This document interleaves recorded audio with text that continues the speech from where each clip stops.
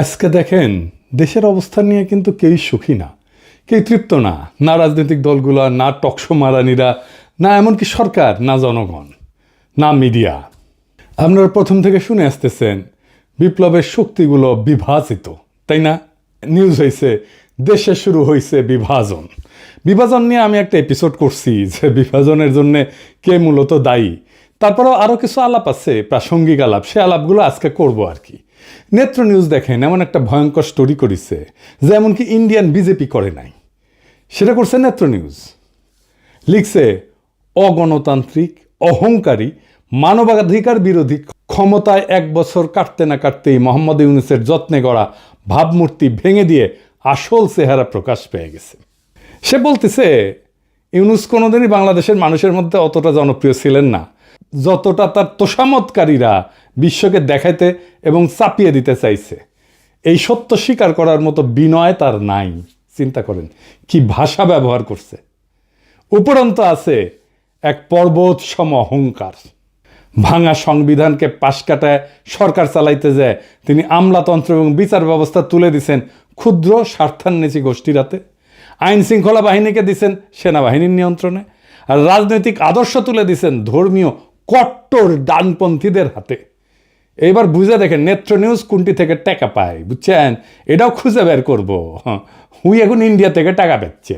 যাই হোক, আর বেশি আগাই না, কারণ ওক নিয়ে তো আর একটা এপিসোড করিচ্ছি, তাই না? হ্যাঁ, কিন্তু এটা গুরুত্বপূর্ণ যে নেত্র নিউজ এইরকম একটা নিউজ করেছে।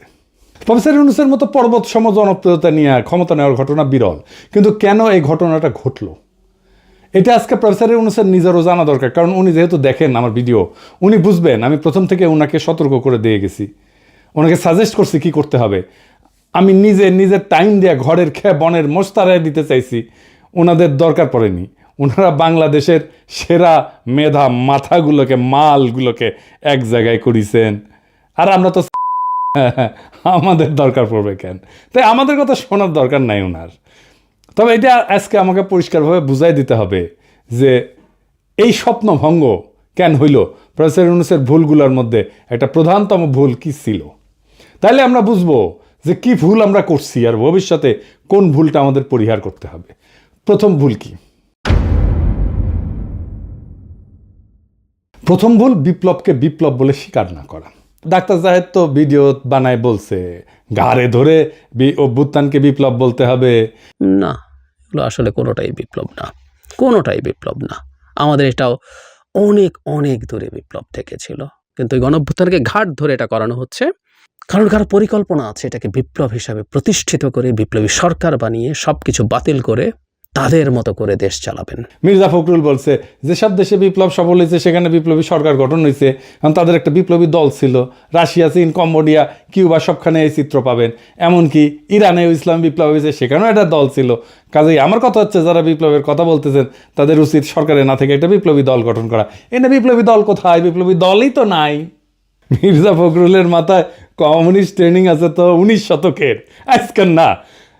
মানে বিপ্লব করার জন্য একটা বিপ্লবী তত্ত্ব লাগবে, একটা কার্ল মার্কস লাগবে, তার আবার দাড়ি থাকা লাগবে।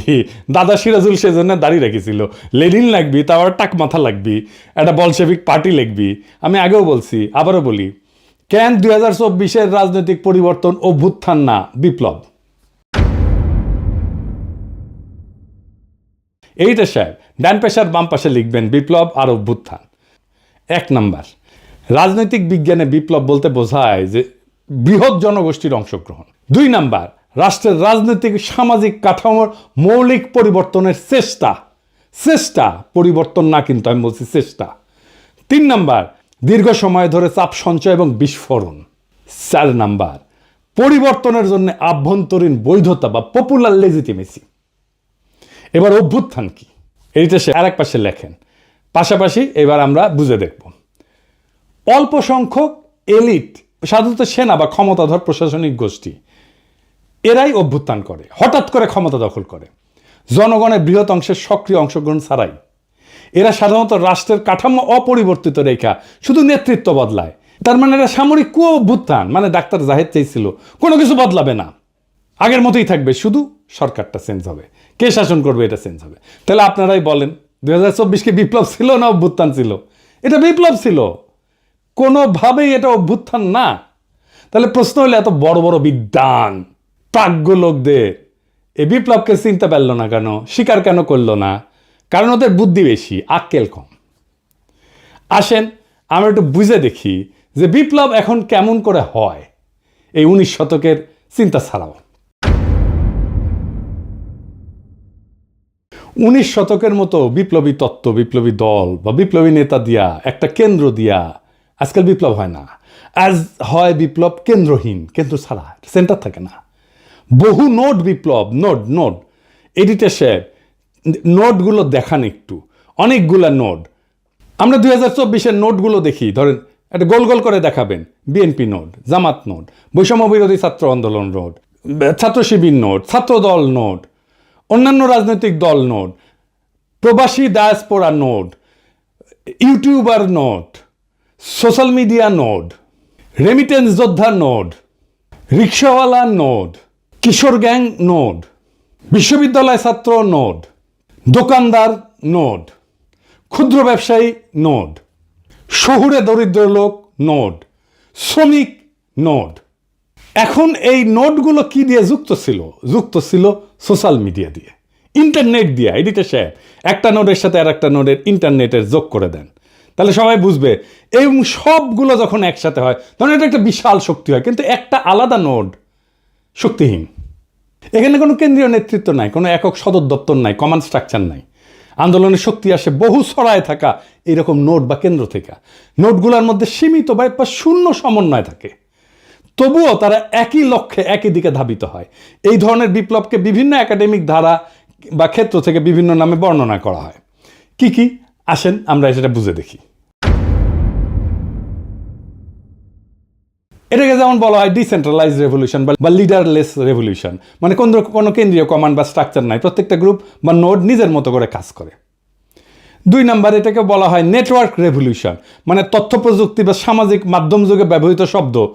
এইটা Manuel castle owner network of outrage and hope এই বইয়ে উনি আরব বসন্তের মতো আন্দোলনকে এইভাবে বর্ণনা করছিলেন। এটাকে সোয়ার্ম মুভমেন্টও বলা হয় বা সোয়ার্ম ইন্টেলিজেন্স পলিটিক্সও বলা হয়। মানে ধরেন পিঁপড়া বা মৌমাছি যেরকম ঝাঁকবদ্ধ প্রাণী থাকে না, এদের আচরণ থেকে নেওয়া ধারণা অনেক ছোট ছোট ইউনিট একসাথে একটা বড় পরিবর্তন ঘটায় দেয়, কেন্দ্রীয় কোনো মস্তিষ্ক ছাড়াই। এটাকে আরও বলা হয় সেলফ অর্গানাইজিং রেভলিউশন। এটাকে সিস্টেম থিওরি বা কমপ্লেক্সিটি স্টাডিজে এই ধারণা ব্যবহার করা হয়। সমন্বয় ছাড়াই অনেকগুলো সত্তা নিজে থেকে একই দিকে মুভ করে। এটার আরেকটা টার্মিনোলজি আছে, পলিসেন্ট্রিক আপরাইজিং, মানে রাজনৈতিক বিজ্ঞান এবং অর্থনৈতিক প্রশাসন তত্ত্বে ব্যবহৃত একাধিক কেন্দ্র যাদের মধ্যে সমন্বয় দুর্বল বা নাই, কিন্তু প্রত্যেকে একই ধরনের পরিবর্তনের দিকে আগাচ্ছে। ইতিহাসে কি এর উদাহরণ আছে? আসেন দেখি। 1848 সালে ইউরোপে বিপ্লব হয়েছিল অনেকগুলো দেশে একসাথে, আলাদা আলাদা ইস্যুতে। প্রায় সমন্বয় ছাড়াই বিদ্রোহ শুরু হয়। ফ্রান্সে হয়, জার্মানিতে হয়, অস্ট্রিয়াতে হয়, ইটালিতে হয়। এইগুলোর আর বিস্তারিতে গেলাম না, কারণ এই বিস্তারিতে যাওয়ার আমাদের দরকারও নাই। কিন্তু এইরকম বিপ্লব হয়েছিল আর কি, সেটা জানা থাকা ভালো। আরব বসন্ত এরকম একটা মুভমেন্ট ছিল। তিউনিসিয়া থেকে শুরু হইয়া মিশর, ইয়েমেন, লিবিয়া, সিরিয়া প্রত্যেকটা দেশে স্বতন্ত্রভাবে আন্দোলন ছড়াই গেছে।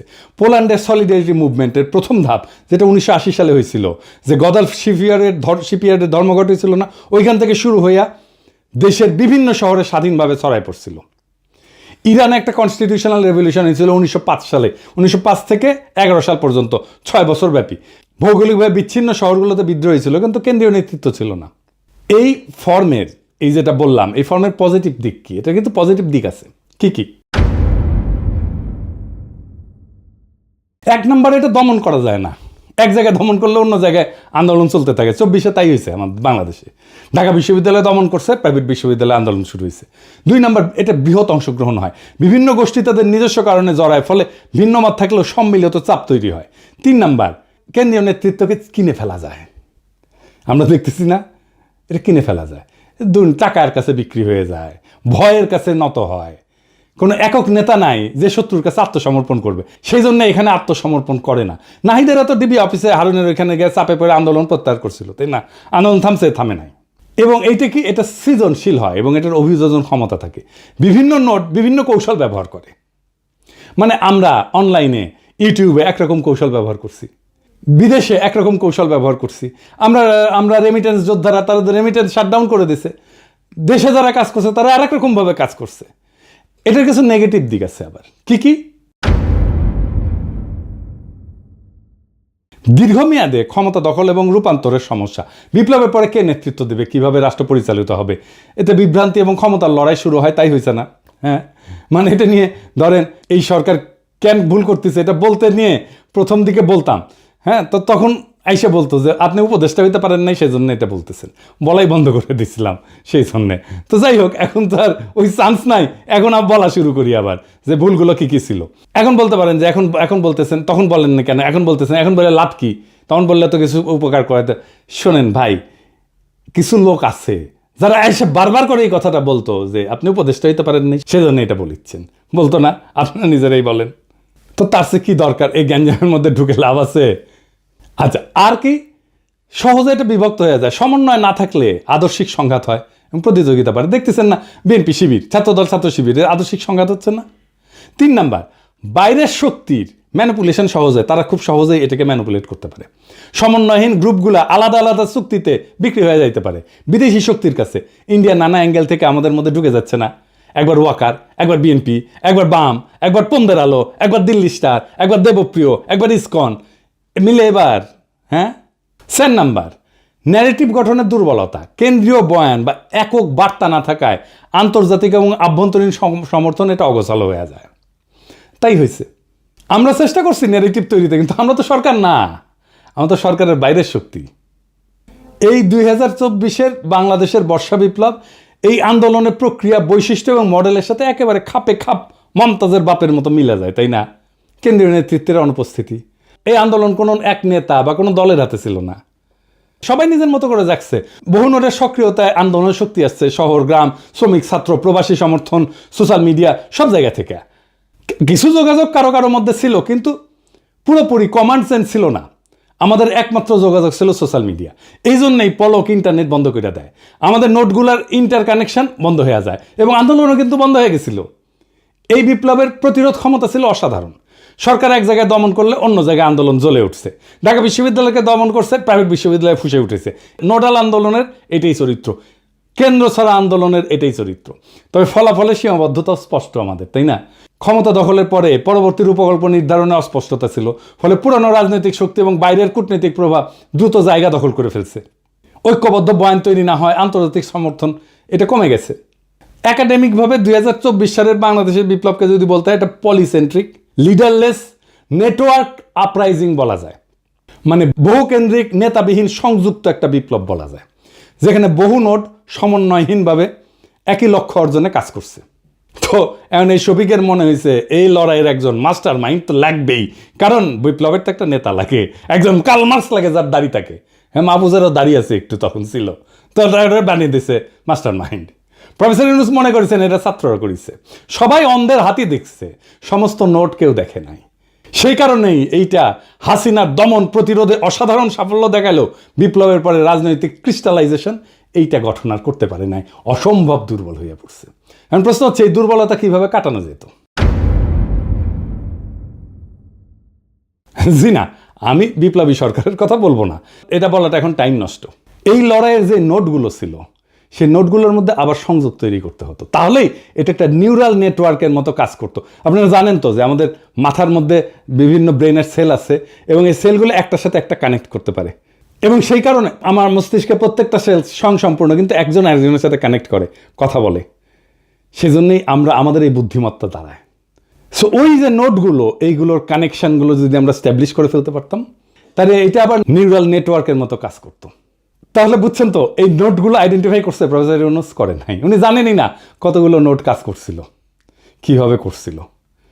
এই নোটগুলোকে নিয়ে একটা কনফারেন্স করা যেত না? ইন্টারন্যাশনাল কনফারেন্স করা যেত না? ভার্চুয়ালি সবাই যুক্ত হইতো, এমন না সবাইকে ডেকে নিয়ে যেতে হবে, তাই না? ভার্চুয়ালি সবাই যুক্ত হইতো। বিপ্লব বিজয়ের পরে অন্তর্বর্তীকালীন সরকারের কাঠামো রূপরেখা তৈরি করতে মন্ত্রিসভা, আইন প্রণয়ন, বিচার, নিরাপত্তা, সব সেক্টরের দায়িত্ব কার কাছে যাবে, এটা করার জন্য আমরা 3 দিন তো টাইম পেয়েছি, করতে পারছি ঠিক মতো পারি নাই। কেন পারি নাই, কার জন্যে পারি নাই, সেটা আর কইলাম না, সবাই উপদেষ্টা হইতে গেছে। এবং আমাদের একটা ট্রানজিশনাল চার্টার করতে হইতো, বিপ্লবের মধ্যেই সব নোডের প্রতিনিধিদের নিয়ে একটা সংক্ষিপ্ত ঘোষণাপত্র তৈরি করতে হতো, যেখানে সময়সীমা, নির্বাচন আয়োজন, আইনি নীতির স্পষ্টতা থাকবে, যেটা হইল 1 বছর পরে। গন্ডারের চামড়াও এত মোটা না, কিন্তু এটা করলো কে? রাজনৈতিক দলগুলো। নোটগুলো নাই কিন্তু। দেখছেন, এটা দুর্বলতাটা দেখেন। মানে রাজনৈতিক দলগুলো মনে করতেছে, প্রফেসর ইউনূস মনে করতেছে ওরাই দেশের মালিক, ওরা যা করবে তাই। বিপ্লব ওরা একাই করেছে, ওদের এতই হেডম। আমরা কেউ না, আমরা সব জুলাই ঘোষণাপত্র হইল, আপনার আমার কোনো পার্টিসিপেশন আছে? নাই। কি আশ্চর্য কথা। আর কি করা যাইতে পারত? জয়েন্ট কাউন্সিল অফ নোডস, প্রত্যেকটা প্রধান নোডের প্রতিনিধিদের নিয়ে একটা অন্তর্বর্তী সমন্বয় পরিষদ, যা ক্ষমতা গ্রহণের সাথে সাথে কাজ শুরু করতে পারত। ভার্চুয়ালিও করা যেত, তাদেরকে উপদেষ্টা বানাইতে হইতো না, পয়সাও দিতে হইতো না। প্রফেসর ইউনূস জানেই না কতগুলো নোট কাজ করছে। উনি হয়েছেন 1972-এর মুজিব। কেমনে মুক্তিযুদ্ধ হয়েছে যেমন মুজিব জানতো না, তারপরে মুক্তিযুদ্ধোত্তর দেশ চালাইতে গেছে। প্রফেসর ইউনূসও একই জিনিস, কেমনে বিপ্লবটা হয়েছে এটা উনি জানেন না, বুঝেনও না, তা কিন্তু দেশ চালাইতে গেছেন। এরকম মাল্টিপল নোট থাকলে, এটা সমন্বয়হীন নোট থাকলে বিজয়ের পর নিজেদের মধ্যে দ্বন্দ্বে জড়ায় পড়ে, একটা নোটের সাথে আর একটা নোট। সেটা হয়েছে তো। এবং এটার জন্য একটা কনফ্লিক্ট ম্যানেজমেন্ট, একটা ফ্রেমওয়ার্ক লাগে। এই নোটগুলো কীভাবে কনফ্লিক্ট ম্যানেজমেন্ট করতে হবে, সরকারের তরফ থেকে এটা বিরোধ মেটানোর জন্য পদ্ধতি ঠিক করা, মধ্যস্থতাকারী ঠিক করা, নেগোসিয়েটর ঠিক করা, কিভাবে সমাধানটা হবে সেটা ঠিক করা। আর কি, একটা কমন মিনিমাম প্রোগ্রামের ভিত্তিতে নোটগুলোর ঐক্য।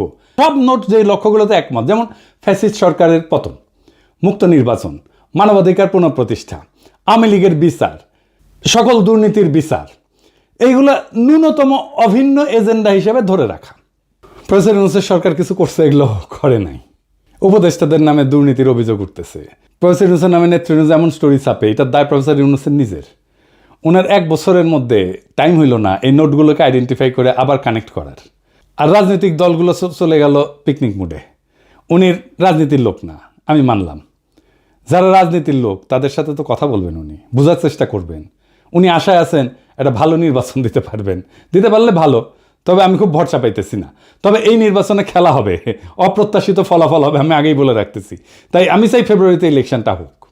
2024-এর এই বর্ষা বিপ্লব আমাদের শেখায়, এদেশের জনগণ যখন জেগে ওঠে তখন ট্যাঙ্ক, গুলি, গুম কিছুই তাকে থামাইতে পারে না। আমরা দেখছি কিভাবে এক একটা নোট, এক একটা শহর, এক একটা শিক্ষা প্রতিষ্ঠান, একটা অঞ্চল, একটা প্রবাসী গ্রুপ একে অপরকে না চিনেও কোনো একক নেতা ছাড়াই এক হয়ে ইতিহাস লিখছে, ইতিহাস বদলাই দিছে। কিন্তু বিপ্লব শুধু ক্ষমতা বদল না, এটা ভবিষ্যৎ বদলের দায়ও। এই দায় এখনো পূর্ণ হয়নি। যারা ক্ষমতায়, তারা যদি এই নোটগুলোকে পুনরায় সংযুক্ত না করে সাধারণ মানুষের বিশ্বাস ফিরায় না আনে, তবে এই বিপ্লবের শক্তি আবারও তাদের বিরুদ্ধে জেগে উঠবে, আরও ভয়ঙ্করভাবে, আরও সংগঠিতভাবে। আমরা ভুলে যাব না, বিপ্লবের আসল মালিক জনগণ, কোনো মাস্টার মাইন্ড না, কোনো ব্যক্তি না, কোনো দল না। আমরা হার মানব না, কারণ আমাদের হাতে এখনো আছে সেই ঐক্যের চাবি, যা একবার এই দেশকে ফ্যাসিবাদ থেকে মুক্ত করছে। ফেব্রুয়ারির নির্বাচন হোক আমাদের দ্বিতীয় ধাপ, যেখানে ভোট হবে শুধু ভোট না, হবে বিপ্লবের ধারাবাহিকতা, যেখানে ব্যালট বাক্স হবে জনগণের নতুন অস্ত্র, যেখানে জয় হবে শুধু এক দলের নয়, বাংলাদেশের। ইতিহাসের গতি থামানো যায় না। যারা থামাতে চাইছে তারা হারায় গেছে, আর যারা শিখছে তারা সংগঠিত হয়েছে, তাদের হাতেই থাকে বিজয়। বিপ্লব চলমান, এই বার্তা জানুক শত্রু, এই বার্তা জানুক মিত্র। ইনকিলাব জিন্দাবাদ।